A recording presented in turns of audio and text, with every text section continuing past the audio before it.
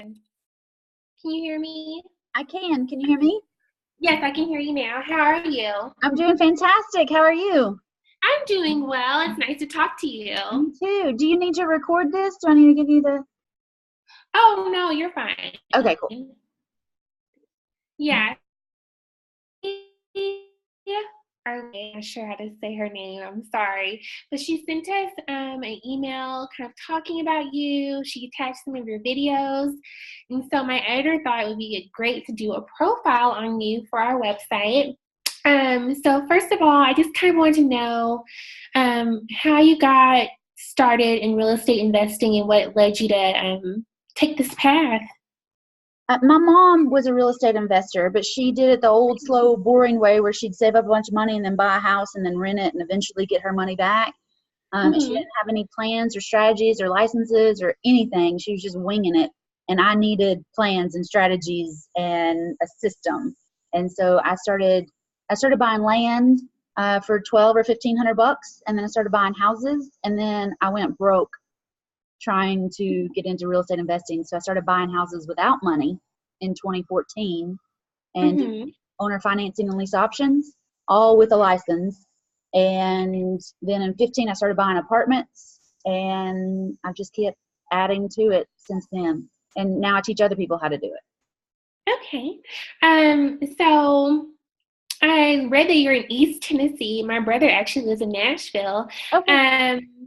So I'm just curious about as far as other people who would want to get involved in investing. I know the area you live in makes, a huge difference. So what about people who may live in more high priced areas like California or New York or things like that? Does that make a difference, or what advice do you give to them? A lot of my students are in California, and people are still doing deals in California. And so if you can figure out a way to get yourself involved in those deals, you can still become, partners with somebody else who's funding it, and you can still make money off of that. Or you can be in California and find a place in Mississippi or Colorado or Ohio or whatever. So you don't have to invest right in your backyard. It's more convenient, but you don't have to. And a lot of times, even in California, even in Texas, even in other places that are hotter markets than Knoxville, you can usually drive 30 or 45 minutes away, maybe even an hour, and find a smaller little town that's not as, sizzling hot as where you are. Okay. So, like you said, you kind of learned from your mom, but how did you come up with your specific strategy where, like you said, you weren't waiting all this time to kind of reap the benefits of your investments? I tried. Okay, what I really focused on was where I was going to be investing. I wanted to be a big fish in a small pond. So I was really looking for a little community where I could get in and make a big splash. And that's what I did. I found a place where there wasn't a lot of competition, and I was pretty much the only one making these offers on these houses. And so I didn't really have some of the struggle that other people talk about, but it's because I went the direct opposite way of where everybody else was going and investing in Knoxville. And so I think that's what really helped me, is going and finding my little honey hole where I could make all the money I wanted to. Yeah, it definitely makes sense. So I watched one of the videos, and you're talking, I think you actually have on your website where hold on, let me go back so I can make sure I say it correctly. Oh gosh. Yeah, so where you say you spent $1,500 on a piece of dirt. And I think you actually talked about that in one of the videos. So can you kind of talk about the different things that you invest in and how you decide what to put your money in, and how you know that it will be a good investment for you in the long run? So I have 2 honey holes. I have 2 little areas where I do all my deals.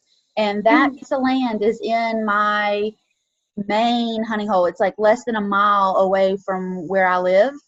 And it was $1,500. I bought it at auction, not a foreclosure auction, not a tax sale auction, a regular absolute auction. It was even online. Anybody in the world could have bought this property. And Mhm. I ended up getting it for $1,500.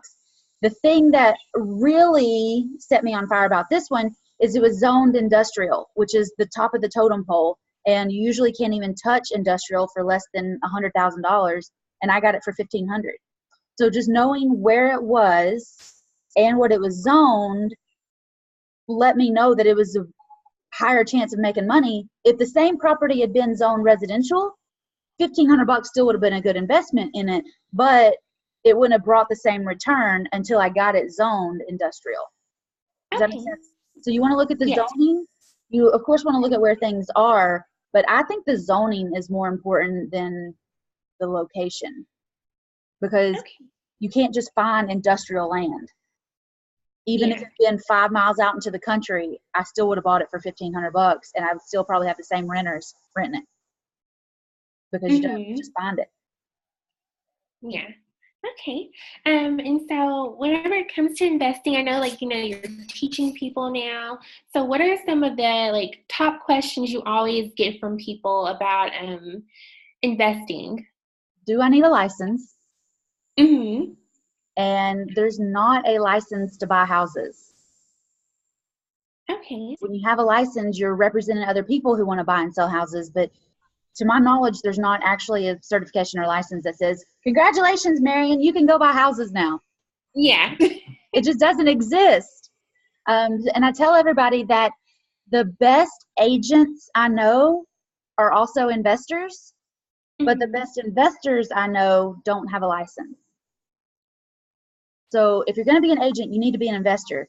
But if you don't have a license, don't get it just to become an investor. Yeah. Use what you got and go for it. Mhm. Another question I get is, how much money do I need to get started? And, my first deal was $1,200. My second deal was $1,500.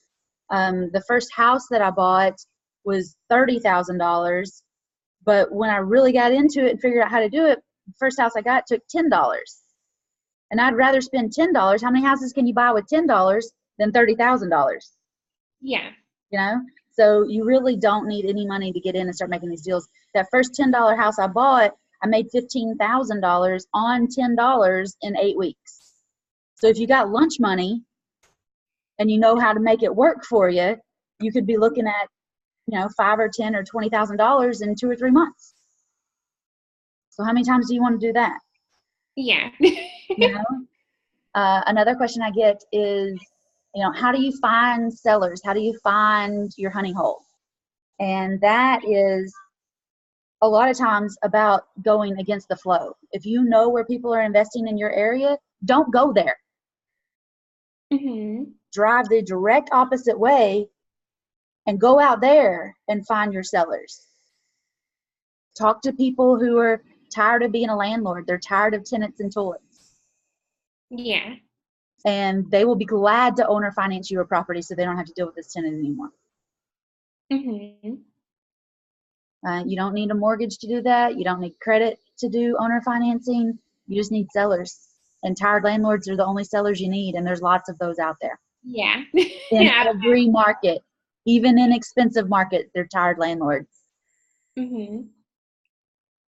So yeah, that definitely makes sense. So would you mind like going back? So you just talked about how you bought like the property that you bought for $10. So can you kind of like walk me through that story and how that worked and what that process was like? Okay, so I found a seller who had their house on Zillow for sale by owner, and I Mhm. called them. I made an appointment that night. I went and talked to them. I took my contract with me because you should never leave the house without a contract. And I talked to them, and what had happened was they had bought this house not even a year before, and it was their retirement home. And Mhm. then throughout the year, their daughter had come home and she was pregnant, and the house wasn't big enough for them, their daughter, and a baby. So they were under a time thing because life happens, and they needed to leave. They did not want to be landlords. They did not want to put the house on the market. They just wanted somebody to take over their payments for them because they had other things to tend to, a grandbaby. Yes. And so I told them that I would take over their payments in 3 months, because most of the time when an agent goes into a house, they say, I'm going to list your house, and I don't know when it's going to sell, but as soon as it does, we'll close out. I go in Mhm. and say, make the payments for 3 more months, and then I'm going to start making them. So people they can budget that, they can calculate that, they can know what they need to make sure that they can have 3 months to make payments. And I bought the house for what they owed on it, $122,000. I was making my payment starting in June. So this was in the end of February when I was talking to them. My first payment was due in June. And in March, because they had to move out, they moved out in like 2 weeks. So they found another rental house, then moved on. When they moved out in March, I put it up on Zillow again and Craigslist and Facebook, and I found a seller who was wanting to move from Chicago to East Tennessee. And they said the first time I met them, they gave me $3,000 to pay March, April, and May's rent. And remember, I didn't have rent due until June. So I made $1,000 a month because I didn't have a payment going out. And then they had, so their contingency was that they were going to buy the house as soon as their house in Chicago sold. But they could have a year to rent the house so that if it stayed on the market in Chicago for a full year because it's a hotter market, they could be in the house and no problem. Well, the day after they gave me the $3,000, they called and said they had a contract on their house and it was going to close the 1st of May. And sure enough, their house in Chicago closed the 1st of May. They drove down here and we closed our house like the next week, and they paid $135,000 for the house because I had it under contract for $122. And it was worth like $145. We negotiated. They were going to pay me cash $135. So at closing, I got a check for like $13,000.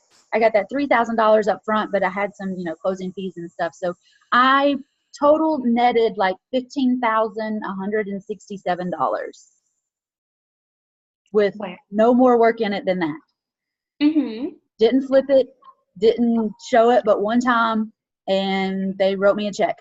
And my sellers were happy, my buyers were happy. And it's a great feeling to help people like that. Yeah, definitely. This is kind of my first time like hearing about that. I'm not, I don't know that much about investing. So what were some of the lessons that you've learned along the way? I know you said in the beginning, you bought your first few properties and then you kind of went broke for a little bit. I went broke trying to get rich. So what did you learn from that? What are some of the other lessons that you've learned throughout the time you've been doing this? Using your money is okay if you got it, but also knowing that you don't have to use your money. The first house that I bought, I paid $30,000 for it. I bought it at auction, but it had been for sale by owner for like 6 months. So if I would have known how to talk to a for sale by owner, I could have, knowing what I know now, I could have got owner financing on that property. I could have given them $40,000, but not actually brought any money out of my pocket. So they would have made more money over the long term, and I would have got a better deal because I wouldn't have had to bring $30,000 to closing. So if you have $30,000, $50,000, or $100,000 that you want to invest, don't buy one house with it because it takes way too long to get your money. For most people. With that amount of money, you could buy an apartment complex. You could buy a shopping center. You could probably buy a hotel. That'll get you your money back a lot faster, and not only will your passive income come up, but your appreciation is a lot better. Your future gains are going to be a lot better. Your debt to income is better. You're using leverage and you're using big properties. That's another thing that a lot of people mess up on. They feel like, and I did this, I wanted to do land and then graduate into houses and then graduate into apartments and then graduate into hotels. And you don't have to do that. You could just start with hotels and you could become amazing at hotels.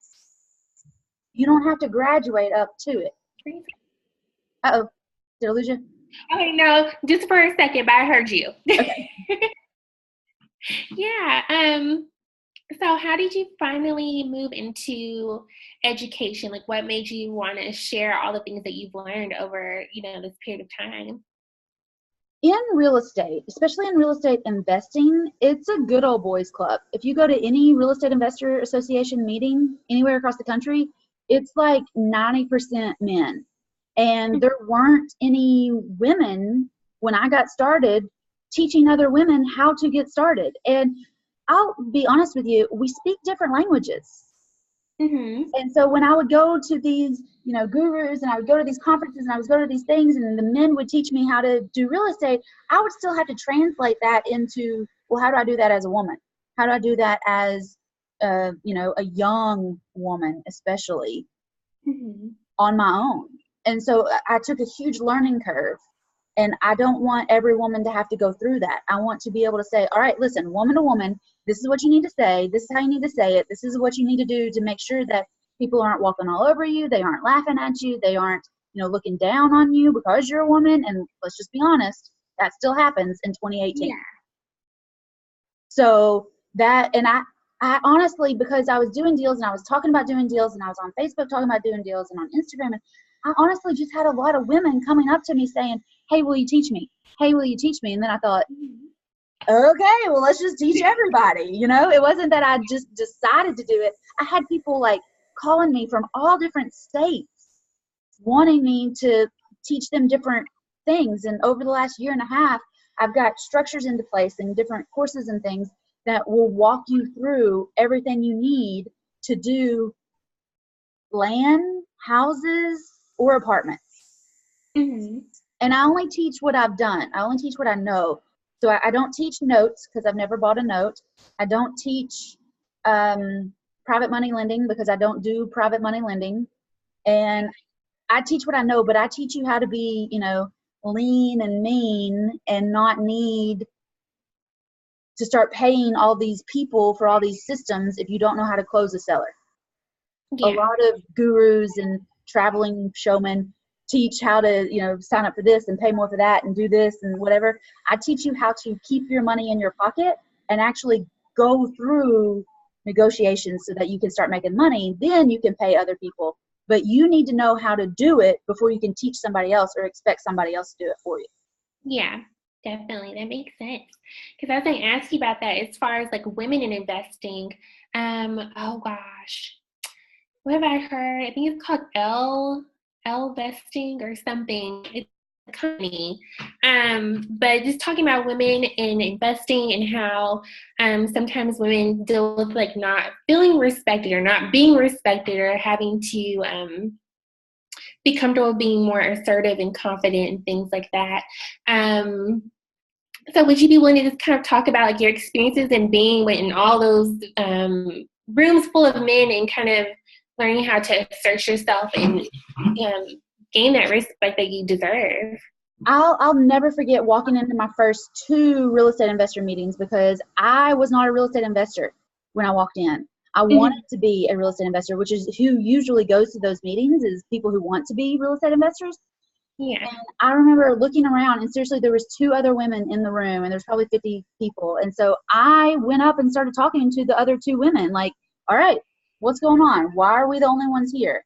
And then I went back to the second meeting because I really wanted to see if that's really how it was. And there was 3 women besides me at the second meeting I went to. But even today, there's not a lot of women in those meetings. And I want to be in those meetings now so that when a woman comes in, I can go up to her and say, all right, let's do this. What do you want to do? What do you have a question about? Like, don't worry about them. They're doing their thing. We're going to do our thing. And it's totally cool. You can do this. And I like to be, because I grew up with my mom as a real estate investor, but a lot of women didn't grow up with their mom being the real estate investor or either one of their parents being a real estate investor. Yeah. And so I had that strong woman in my life, and I want to, kind of be that sub, woman that you need in your life to say, well, she did it, I can do it too. Yeah.